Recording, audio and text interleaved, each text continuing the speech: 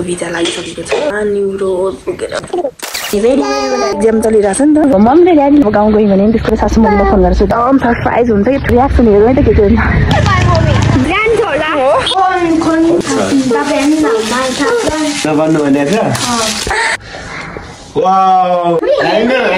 खै माया गर्नु पाउँछ होला यहाँ यो भाइले भन्नुभएको बिहानै छ फ्लाइटबाट शुभयात्रा।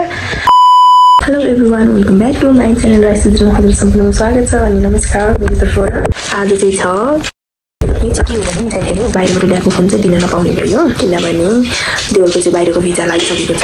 सो 7 गते उडिसक्नुहुन्छ अनि दाजुभाइको भेट नहुने भयो। उहाँले चाहिँ अब भाइको लागि गिफ्ट ल्याइदिनको लागि उतै किनिसक्नु भएको थियो र पनि अब भेटै नहुने भनिसकेपछि चाहिँ अब नेपालमै पनि किनेर ल्याएको छु। म हिजो गएर जान चाहिँ म छिटै गएको थिएँ। उहाँ न्युरो पुगेर 7 बजेतिर आइपुग्यो। यसलाई त पनि म इन्टरभ्यू गरेर यो फोन किनेर गाउँबाट चाहिँ बिहे गरेर 5 गते आउनुहुन्छ र 6 गतेतिर चाहिँ म दिन्छु होला भाइरस। यसो मेरो हस्बेन्ड र मेरो तर्फबाट गिफ्ट चाहिँ बाबुको लागि, मेरो इक्लौती देवरको लागि मेरो कान्छाले चक्लेट दिनुहुन्छ आज।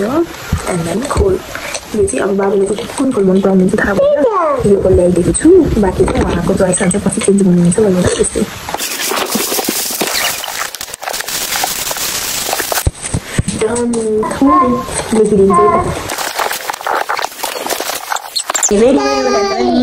मैले चाहिँ केही लेखौँ कि भनेर सोचेको थिएँ। त्यसो यो फोटोले गर्दा लेख्नु पनि पाइनँ, लेख्नु पनि दिएन। सो म यतिकै देखिसक्यो उहाँलाई भाइ आउनुभएको बेलामा भिडियो गर्नु चाहिँ अलिक लाज लाग्छ मलाई नि। भाइसँग म गर्ने कोसिस गर्छु, गरेन भने चाहिँ के हुन्छ म त देखाइहाल्छु नि भनिहाल्छु नि हजुरहरूलाई।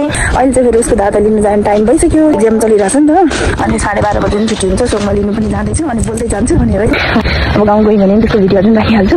सो के हुन्छ अब हेर्दै जानु है।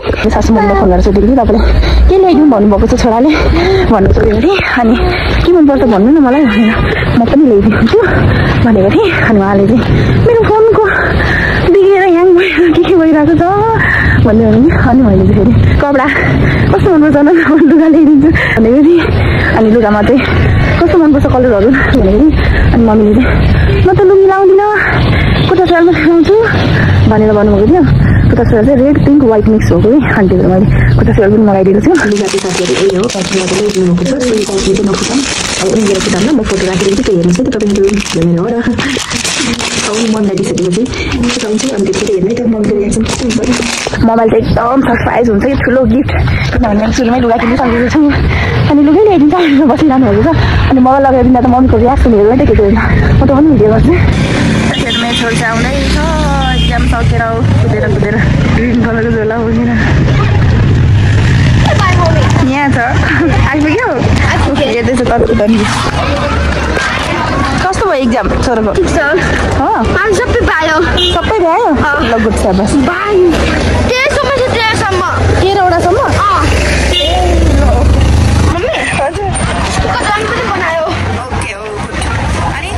अब स्थिति A+ ल्याइन्छ होला A+ ल्याइन्छ होला भन्दैछ। छोराको हेर्नुपर्छ पछि रिजल्ट के हुन्छ पछि गर्छ ल। खाजा खानेर उहाँलाई भोक लागिसकेर अब के हुन्छ म त पनि भ्याएसम्म भिडियो गर्छु न त गर्दिनँ है त साथीहरू। आजको गिफ्ट यहाँ भाइले पाइसक्नु भयो है साथीहरू।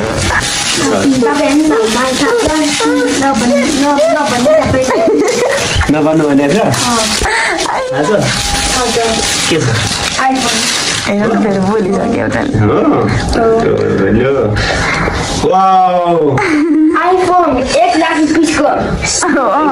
धेरै बोलिसक्यो ड्यानियल। बहिनी चाहिँ आउनु भएन ल, बहिनीलाई चाहिँ धेरै सम्झना। हेर्नु कान्छाले बाबाले पठाउनु भएको बाप साइजलाई अब तिमी र म सेल्फी खिच्नुपर्छ यसमा है। जाऊ फोटो सेल्फी तिनजना ल कस्तो मजाले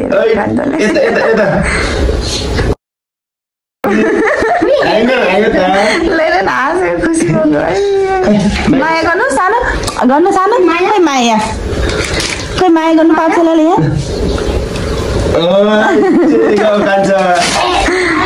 हाम्रो देउर बाबुले चाहिँ साथीहरू यो 2082 साल एकदमै राम्रो रहेछ किनभने उहाँको यही पालि भिजा पनि आइहाल्यो त्यसपछि बिहे पनि गर्नुभयो उहाँले अनि गिफ्ट पनि पाउनुभयो सो बिहे चाहिँ हाम्रो बाबुले गर्नुभएको 2082 साल 6 महिना 3 गते लिन जानुभएको अनि त्यही दिन लिएर आउनुभएको 4 गते त घरमा बसिहाल्नुभयो 5 गते काठमाडौँ आउनुभयो अनि आज चाहिँ 6 गते हो आज आएर भेटेर जानुभयो उहाँ पनि अनि हामी चाहिँ भोलि पुऱ्याउन जाने भनेको थियौँ साथीहरू भोलि चाहिँ नमिल्ने भयो भाइले भन्नुभएको बिहानै छ फ्लाइट राति नै हो भाउजू भन्नुभएको छ अनि त्यही भएर भोलि चाहिँ जान नपाउने भयो यहीँबाट शुभयात्रा अनि बहिनी चाहिँ आउनु पाउनु भएन किनभने उहाँलाई गाडीमा हिँडेकोले धेरै गाह्रो भइरहेको रहेछ त्यही भएर बहिनी चाहिँ आउनु पाउनु भएन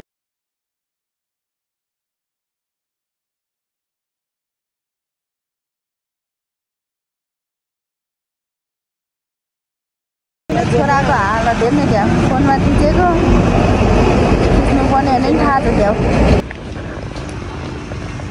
मेरो कान्छा कति बाटो हो के गर्नुभएको हिँड्नुभयो तिमीहरूको मोबाइल त हेर्नु साथीहरू मेरो कान्छाले रिजर्भ गऱ्यो हिँड्यो फुटाउने भन्ने के गर्नु र हलो गर पापा हेर्नु त्यहाँ फोनमा हलो गरेका पापालाई हेर्दै कानमा टाल्दै हेर्दै कानमा गर्छौ नि पापालाई हेर्दै बोली फुट्यो भयो बिचरा यस्तो छ है साथीहरू मेरो कान्छाको पारा बाटोमा यहाँ रोडमा हात्ती बनिएर उसलाई उहाँ कसलाई फोन गरेको पनि थिच्छौ यहाँ थिच्नु पर्ने भन्ने पनि थाहा छ अनि फेरि कानमा राख्छ हेर्नु न के गर्नु र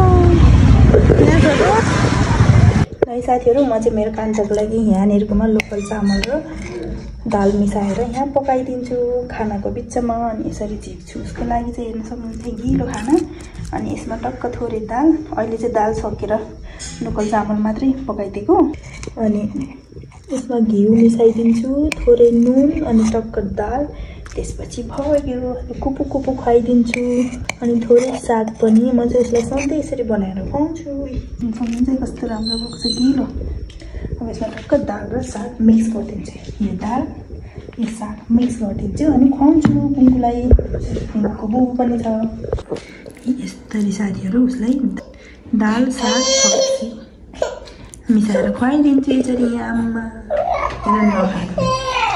अनि बेबी साटा टुटु ल बेबी साटा टुटु न्यु न्यु न्यु बेबी साटा टुटु आमा आमा मिक्स गरेर खुवाइदिन्छु पुग्लेलाई अर्कोले खाँदैछ साथीहरू यसलाई चाहिँ हतार भइसक्यो कार्टुन हेर्नु सो मैले अफ गरेँ भिडियो चाहिँ यति नै साथीहरू यहाँसम्म मेरो साथ दिनुभयो thank you so much everyone like share subscribe गरेर साथ दिनुहोस् ल अब अर्को भिडियोमा भेट्नुपर्छ त्यतिन्जेलसम्म हजुर स्वस्थ रहनुहोस् ल अनि मेरो नेक्स्ट भिडियोको पर्खाइमा बस्नु होला ओके बाई बाई साथीहरू